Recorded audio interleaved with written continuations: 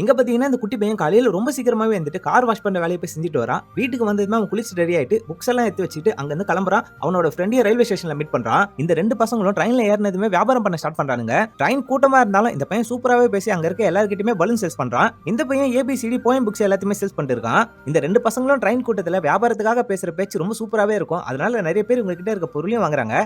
ஒரு பெரியவர்கிட்ட தாத்தா புக் வாங்குறீங்களான்னு சொல்லி கேக்குறான். அவரும் வேணாம்னு சொல்லிடுறாரு. தாத்தா உங்க பேரன் பொண்ணுங்களுக்கு எல்லாம் இந்த புக் யூஸ் ஆகும். ஏபிசிடி இருக்கு, போயம் புக் இருக்கு, இதுல எதனா ஒன்னு வாங்கிட்டு போய் கொடுங்கன்னு சொல்லி இவனும் கேக்குறான். அவரும் வேணாம் வேணாம்னு சொல்லிக்கிட்டே இருப்பாரு. ஆனா இந்த பையன் எதனா ஒரு புக் வாங்குங்கன்னு சொல்லி கேட்டுக்கிட்டே இருப்பான். டக்குனு அவன் செம்ம டென்ஷன் ஆயிட்டு இது உள்ள இருக்க போயமே எதனா ஒன்னு படிச்சு காட்டுறா, இந்த எல்லா புக்குமே வாங்கிறேன்னு சொல்லி அவரும் ஒரு மாதிரி கத்த ஆரம்பிச்சிடறாரு.